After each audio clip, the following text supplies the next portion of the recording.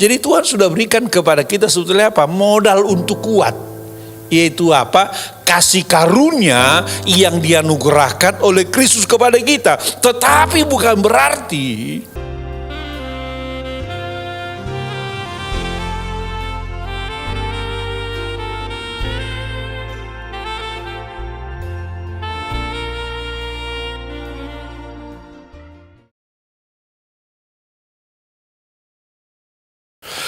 Tuhan akan memberi kepadamu pengertian dalam segala sesuatu.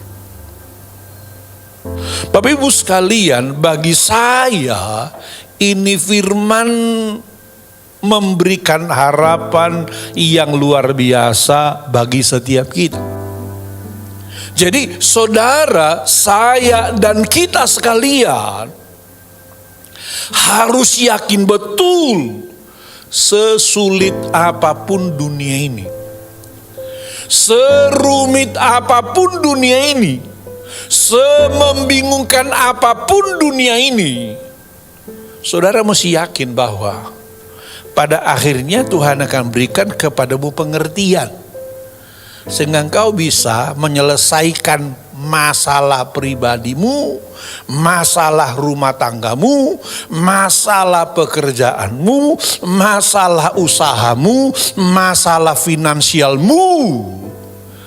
Sehingga pada akhirnya engkau menjadi orang Kristen yang berkemenangan dalam Tuhan. Amin. Itu harus kita yakini. Sehingga bagi orang Kristen itu tidak ada ketidakpastian. Semuanya ending-endingnya pasti. Kenapa? Karena dikatakan di sana Tuhan akan memberi kepadamu pengertian dalam segala sesuatu. Masalahnya sekarang ini banyak orang yang nggak ngerti, bingung.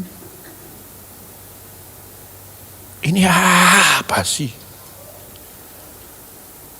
Padahal sebetulnya kalau kita pelajari sejarah, yang namanya pandemi itu sepanjang sejarah udah berkali-kali.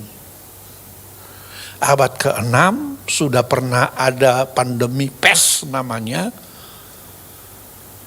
yang mematikan 50 juta pada saat itu. Padahal jumlah penduduk saat itu mungkin baru 10% dari jumlah penduduk yang ada sekarang. Tapi toh akhirnya manusia bisa melewati itu. Ada lagi pandemi yang lain, pandemi influenza, kolera. Cuma bedanya sekarang ini ada media sosial. Sehingga di media sosial ini sekarang bisa digoreng apa saja. Sehingga banyak sekali di antara kita sebetulnya sekarang ini jadi kebingungan. Kenapa? Karena banyak penggoreng-penggoreng di sini. Bahkan ilmuwan, pemerintah sudah berusaha menciptakan vaksin sedemikian kerja keras. Akhirnya vaksinnya dapat. Digoreng lagi. Itu vaksin itu ada chipnya. Kalau disuntikan itu, wah di dalamnya itu ada chip antikris. Bingung lagi. Ada ayatnya, Wahyu pasal sekian dan sekian. Saya kadang-kadang mikir gini, bener gak sih waktu Yohanes terima wahyu di Pulau Patmos itu, mikir sampai ke situ? Jangan-jangan Yohanes waktu terima wahyu itu mikirnya cuma sampai di sini. Tapi kita mikirnya sampai ke sana. Kadang-kadang memang dalam wacana kekristenan itu, kadang-kadang ada karunia menambah-nambahkan. Karunia menakut-nakuti juga. Kadang-kadang kita nakut-nakuti diri sendiri. Ini persoalannya. Tetapi saya mau bilang kepada kita, bagi saya ayat ini clear. Bahwa pada akhirnya Tuhan akan beri kepada kita pengertian. Sehingga kita nanti akan mengerti segala sesuatu. Dan kita akan dapat mengambil keputusan secara benar, secara tepat untuk apa? Menyelesaikan segala sesuatu itu. Hanya ada bagian Tuhan, ada bagian kita. Makanya ayat 1 ini diawali dengan kata-kata begini. Sebab itu hai anakku, jadilah kuat oleh kasih karunia dalam Kristus Yesus. Sebab itu hai anakku, jadilah kuat oleh kasih karunia dalam Kristus Yesus. Jadi Tuhan sudah berikan kepada kita sebetulnya apa? Modal untuk kuat. Yaitu apa? Kasih karunia yang dianugerahkan oleh Kristus kepada kita. Tetapi bukan berarti karena kekuatan kita datang dari kasih karunia Kristus Yesus, maka kita nggak usah bikin apa-apa. Nggak begitu. Ada bagian Tuhan, ada bagian kita. Kita kerjakan bagian kita, Tuhan kerjakan bagiannya. Tidak akan terjadi mujizat kalau kita nggak kerjakan bagian kita, Tuhan tidak kerjakan bagiannya. Makanya kalau sudah lihat, saya sering kali katakan ini, kalau sudah lihat bagaimana terjadi mujizat dalam pelayanan Yesus, itu selalu perpaduan antara kasih karunia Kristus satu sisi, tetapi juga bagian manusia juga dikerjakan. Makanya coba lihat. Ketika Yesus masih melayani di dunia ini pada saat itu, satu kali Alkitab bilang apa? Dia lewat pinggir kota Yerusalem. Di pinggir kota itu ada orang buta. Orang buta ini yang sudah mendengar Yesus biasa menyembuhkan orang. Maka orang buta ini teriak, Yesus anak Daud, kasihanilah aku. Yesus bilang, bawa orang itu kemari. Maka dibawalah orang butanya dari pojokan sana sampai di hadapan Yesus. Lalu setelah di hadapan Yesus bilang begini, apa yang kau inginkan supaya aku perbuat bagimu? Orang ini berkata, supaya mataku melihat. Perhatikan baik-baik. Alkitab bilang Yesus ambil tanah, lalu ludahi tanah supaya jadi lumpur, taruh di mata orang itu. Setelah itu dia bilang begini, pergilah, basuhlah dirimu dalam kolam Siloam. Pertanyaan saya adalah, kapankah terjadi mujizat bagi orang buta ini? Setelah dia kerjakan bagiannya, yaitu apa? Dia pergi ke kolam Siloam dan mencuci mukanya di sana. Ngerti saudara? Jadi kita kerjakan bagian kita, Tuhan kerjakan bagiannya. Problemnya banyak orang itu nggak kerjakan bagiannya, sehingga nggak terjadi mujizat. Contoh lain lagi. Dalam Injil Yohanes pasal 5 itu, di sana ada kisah tentang penyembuhan di kolam Bethesda. Alkitab katakan satu kali Yesus pergi ke Yerusalem, sudah bisa baca nanti Yohanes 5 itu, untuk mengikuti hari raya orang Yahudi. Lalu di celah-celah perayaan hari raya orang Yahudi itu, Yesus pergi ke pintu gerbang domba. Karena dekat pintu gerbang domba itu ada sebuah kolam namanya Bethesda. Dan di pinggir kolam itu banyak sekali orang sakit. Kenapa mereka banyak di situ? Karena mereka percaya sekali-sekali akan datang malaikat Tuhan menggoncangkan air kolam itu. Dan mereka percaya betul siapapun yang turun duluan ke kolam itu pada waktu kolamnya digoncangkan malaikat akan sembuh. Waktu Yesus pergi ke situ, maka perhatiannya tertuju kepada seseorang yang kondisinya sangat memprihatinkan. Kenapa memprihatinkan? Karena orang ini sudah lumpuh selama 38 tahun. Yesus mendekati orang itu, lalu dia bilang begini, maukah engkau sembuh? Orang lumpuhnya ini, saya nggak tahu apakah dia kenal Yesus apa enggak. Pokoknya dia ungkapkan keadaannya. Tidak ada orang yang menurunkan aku ke kolam itu apabila airnya mulai goncang. Sementara aku berusaha turun ke situ, kata orang lumpuh ini, orang lain sudah turun duluan mendahului aku. Apa kesimpulan kita? Kesimpulan kita adalah orang ini bukan karena kurang usaha, tapi usahanya tidak cukup menyelamatkan dia. Karena saudara bisa bayangkan, sebagai orang lumpuh misalnya katakanlah ini kolamnya, dia duduk di sini, begitu air kolam goncang, kan geser-geser badan aja kan dia susah kan. Waktu dia coba berusaha geser-geser badan, orang tuli udah lompat duluan. Orang buta lompat duluan, sehingga dia tidak pernah menjadi orang pertama turun ke kolam itu. Dia bukan karena kurang usaha. Dan kemungkinan besar juga keluarnya udah gak peduli lagi sama orang ini. Kalau keluarganya masih peduli sama orang ini, kan dia bisa bilang ponakan-ponakannya kan, tolong ya kalian gantian jagain saya. Supaya nanti kalau kolamnya sedang goncang, kalian angkat saya dan lempar ke kolam. Jadi kemungkinan juga keluarganya juga udah gak peduli sama orang ini. Mungkin sudah hilang harapan.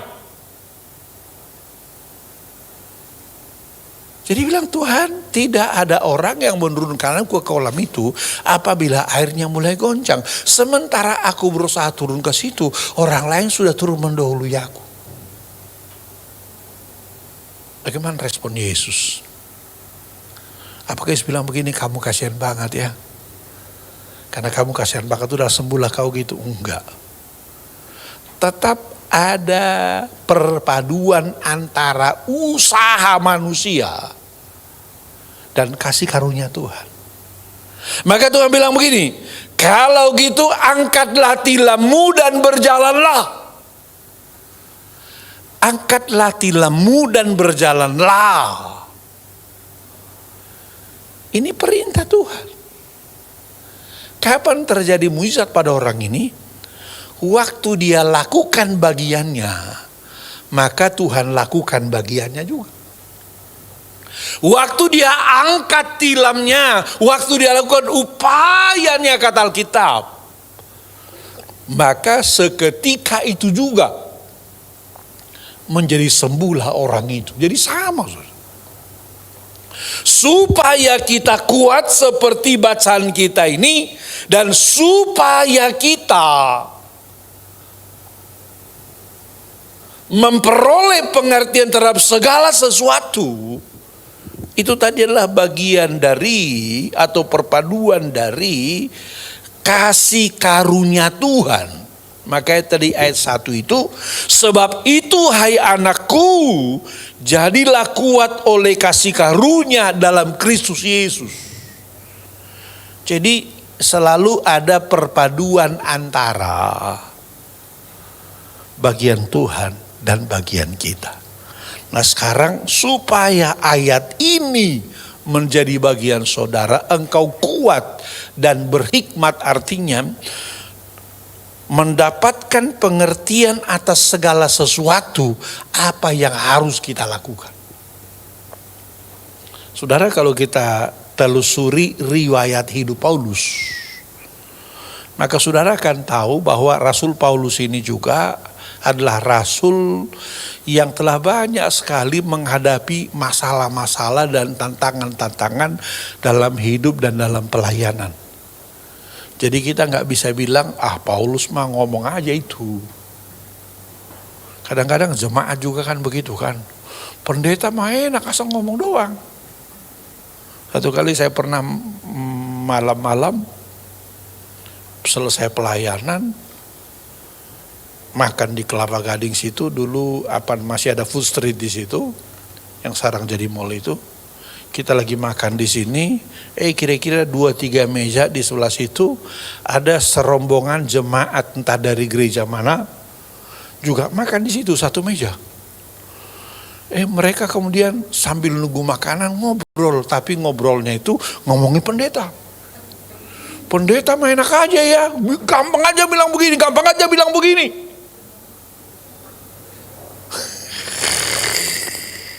Saya nggak tahu saudara begitu nggak? Kan kita yang ngerasakan gitu kan. Pendeta mah enak aja dia ngomong doang gampang gitu. Kita kan ngerasakan. Pendeta mah nggak tahu kesulitan kita. Saudara, nih Paulus ini juga telah menghadapi masalah-masalah besar, sehingga dia tidak hanya omdo, dia tidak cuma berteori, tapi dia ngalami. Sehingga kalau dia mengajar, maka dia mengajar sesuai dengan pengalaman-pengalaman yang dia alami. Karena kalau saudara baca misalnya dalam 1 Korintus pasalnya, atau 2 Korintus pasal 11 ayat 23 sampai dengan 29, saudara bisa menemukan di sana tantangan-tantangan yang pernah dihadapi oleh Paulus. Coba kalau kitab saudara sejenak, 2 Korintus 11 ayat 23 sampai dengan 29. 2 Korintus pasal 11 ayatnya yang ke-23 sampai dengan ayatnya yang ke-29. Dia sebutkan begini. Apakah mereka, maksudnya yang dia ceritakan itu pelayan Kristus, kata dia. Aku berkata seperti orang gila. Ini kata-kata Paulus. Ya. Aku lebih lagi, kata Paulus, aku lebih pelayan Tuhan dari mereka. Lalu dia bilang, aku lebih banyak berjeri lelah, lebih sering dalam penjara, didera di luar batas, kerap kali dalam bahaya maut. 5 kali aku disesah orang Yahudi, setiap kali 40 kurang 1 pukulan. 3 kali aku didera, 1 kali aku dilempari dengan batu, 3 kali aku mengalami karam kapal, sehari semalam aku terkatung-katung di tengah laut. Dalam perjalananku aku sering diancam bahaya banjir dan bahaya penyamun, bahaya dari pihak orang-orang Yahudi dan dari pihak orang-orang bukan Yahudi, bahaya di kota, bahaya di padang gurun, bahaya di tengah laut, dan bahaya dari pihak saudara-saudara palsu. Aku banyak berjeri lelah dan bekerja keras. Kerap kali aku tidak tidur. Aku lapar dan dahaga. Kerap kali aku berpuasa, kedinginan dan tanpa pakaian. Dan dengan tidak menyebut hal-hal lain lagi, urusanku sehari-hari untuk memelihara jemaat-jemaat. Paulus bilang, jika ada orang merasa lemah, tidakkah aku turut merasa lemah? Jika ada orang tersandung, tidakkah hatiku hancur oleh duka cita? Jadi saudara, Paulus juga ternyata menghadapi tantangan-tantangan besar. Maka sekarang ini kita jangan terlalu mudah menyimpulkan sesuatu. Kadang-kadang misalnya apalagi zaman medsos sekarang ini kan, ada pendeta lagi di pesawat, dia foto. Enak ya pendeta itu naik pesawat, beda dengan kita naik angkot. Ada pendeta lagi makan di restoran, posting. Enak ya pendeta itu makan-makan di restoran. Iya, yang diposting itu makan di restoran. Tapi ada sisi lainnya juga seperti Paulus ini. Ada menderitanya, ada deranya, dan lain sebagainya.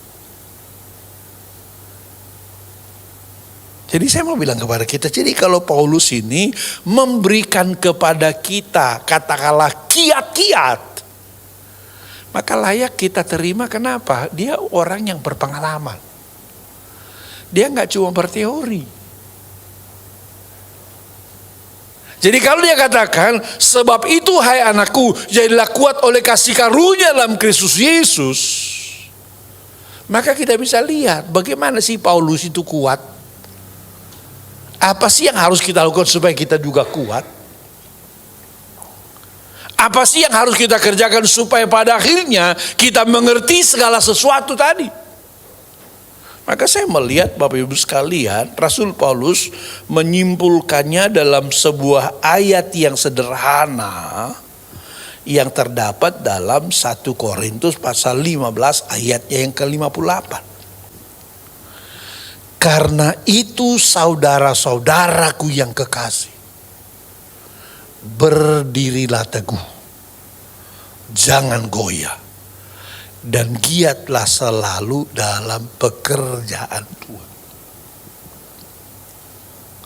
Saya melihat inilah kunci kemenangan dari Paulus yang ingin dia ajarkan kepada kita, ingin dia tularkan kepada kita.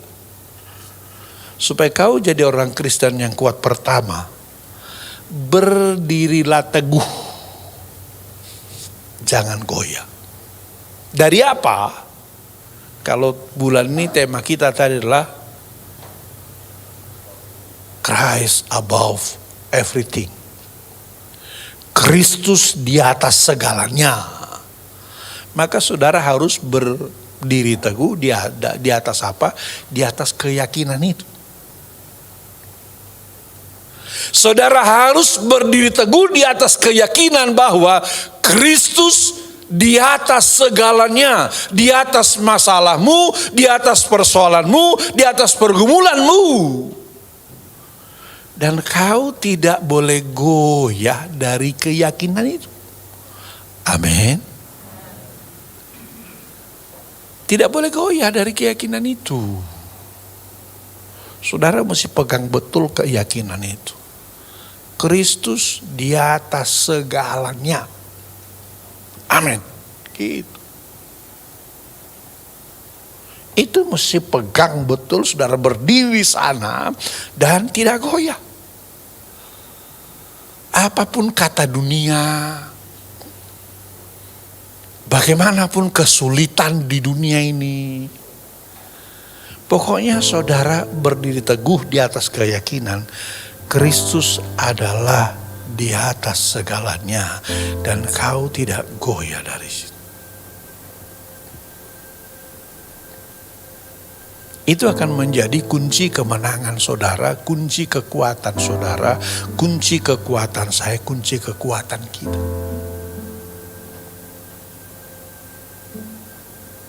Berdiri teguh, jangan goyah. Lalu yang berikutnya apa? Dan giatlah selalu dalam pekerjaan Tuhan. Dan giatlah selalu dalam pekerjaan Tuhan. Paulus tadi tidak menyerah oleh karena ancaman di kota, ancaman di mana-mana. Dia tetap giat dalam pekerjaan Tuhan. Saya mau bilang kepada saudara, baik yang ada di ruangan gereja ini, maupun yang mengikuti live streaming ini, saudara harus tetap giat. Harus tetap giat. Yang selama ini saudara berdoa, harus tetap rajin berdoa. Yang selama ini saudara rajin ke gereja, harus tetap datang ke gereja, tetapi sekarang menggunakan protokol kesehatan. Yang saudara rajin baca Alkitab, tetap baca Alkitab. Yang penting jaga protokol kesehatan. Pakai masker, cuci tangan, jaga jarak, kurangi mobilitas. Kenapa? Karena kalau kau tidak lakukan itu, kau nanti akan melemahkan dirimu sendiri. Karena pandemi ini nggak akan selesai dengan adanya vaksin. Enggak, kita akan terus-terus begini. Paling tidak beberapa tahun ke depan. Karena vaksin itu hanya menaikkan antibodi kita, daya lawan tubuh kita. Virusnya tetap ada. Sama aja kan. Dari dulu kan sudah ada vaksin, kalau anak kita lahir kan di vaksin DPT kan. Udah berapa tahun itu. Sampai sekarang orang divaksin TBC. TBC masih ada nggak? Masih ada. Sampai sekarang orang divaksin influenza, masih ada nggak? Masih ada.